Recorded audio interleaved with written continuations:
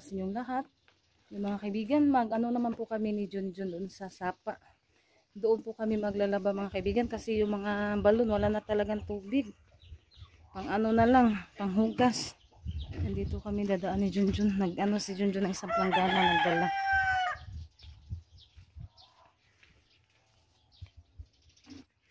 Yan, kahit saan na lang tayo mag-ano dito, maglalaba. Kahirapan tayo sa pag-ano kasi walang tubig.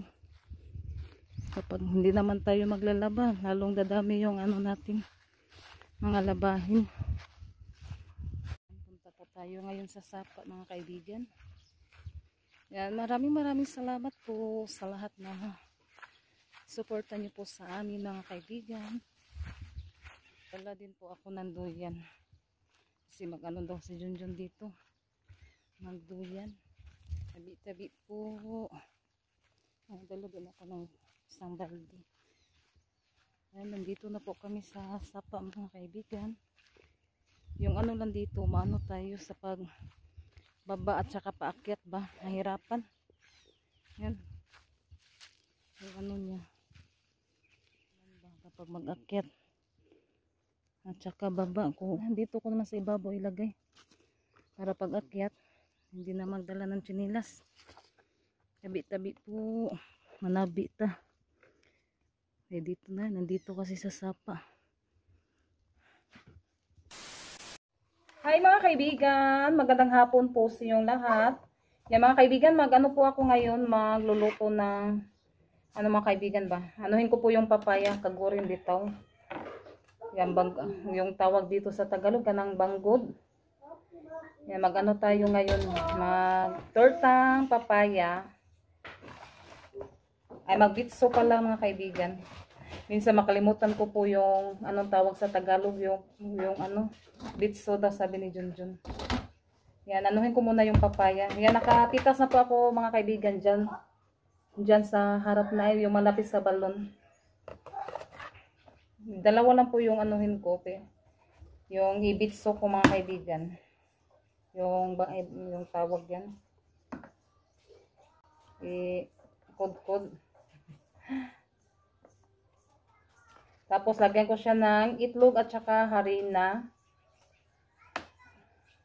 Yan, maraming salamat po sa lahat na sumusuporta sa amin. Thank you so much po sa inyo lahat mga kaibigan.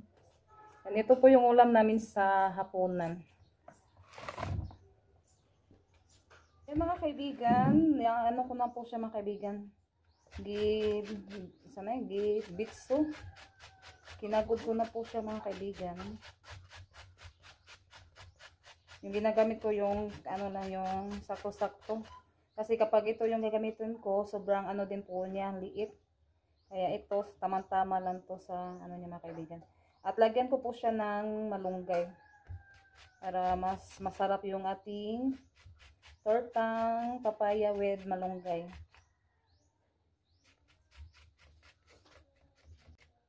Yan, ano lang to mga kaibigan, simple lang to sa pagluluto.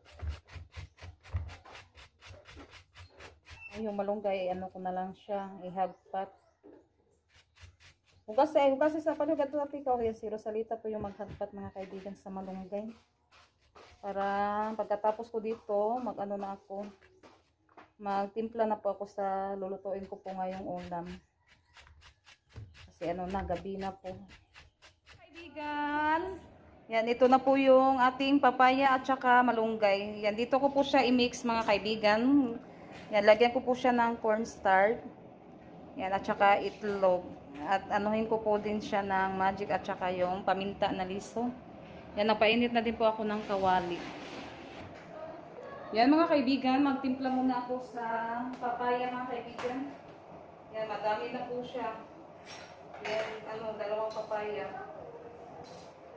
Yan, ano ko na po ito, timplahan muna natin.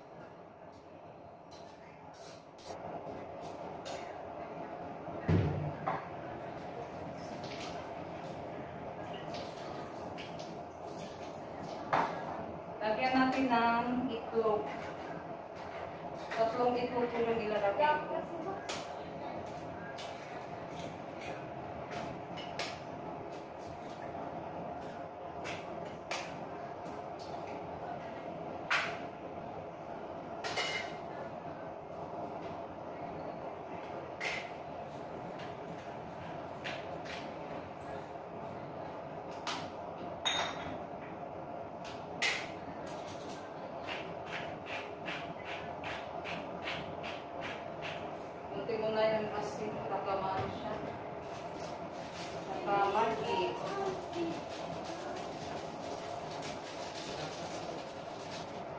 Magic at saka cornstarch.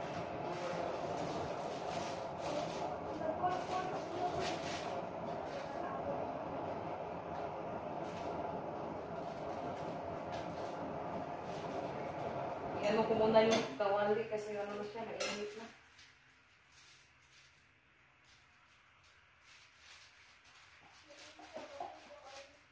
Yan, i-mix muna natin.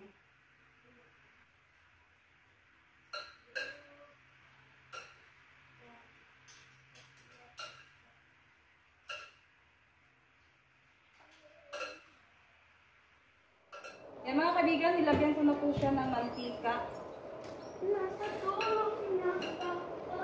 Yan, ano talaga po mga kaibigan, naligo kasi sobrang init. Tapos yung sinuot ko, ano lang, maiksi lang po yung sinuot ko na siniin yung damit. Ayan, kasi sobrang init po. Yan, shout out pala tayo sa mga basher, sa lahat ng mga basher ko. Yan, pati bata, dinadamay pa po nila. Yan, Sheila Rico, pati bata, dinadamay pa.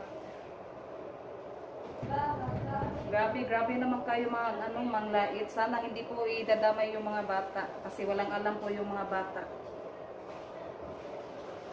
Move on na kayo mga basher. Yan ako, hindi na ako mag-ano sa mga basher. Kahit ano pa yung sasabihin natin, hindi pa rin sila matitigil. Yan, anuhin na lang natin yung mga basher para mas lalo silang ma-stress. Hi mga basher! Walang magawa sa buhay nila. Yung pang ano lang, yung panglalait lang sa ibang tao. Yan, kapag yung Tres Marias na po yung dinadamay, iba na po yung usapan. Yan, huwag kayo magdadamay sa Tres Marias. Lalagay ko na po siya mga kaibigan. Huwag yung mga bata, inano nyo pa sa mga kalukuhan nyo.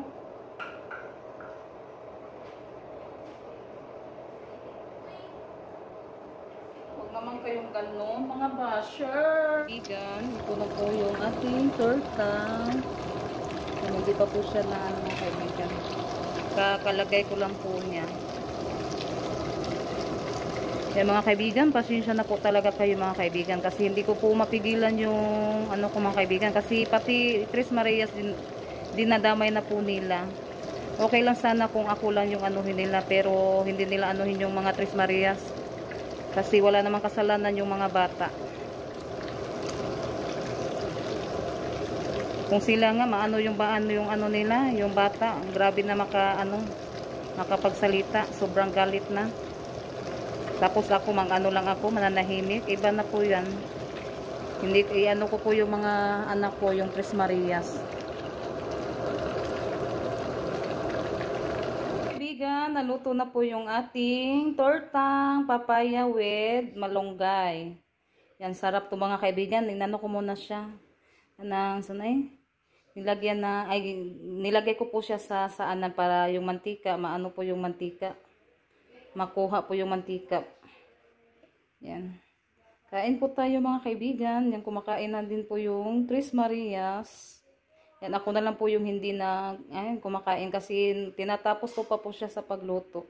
Yan, madami na po akong naluto mga kaibigan. 2 papaya lang po yan. Yan, at saka 3 itlog at yung cornstarch.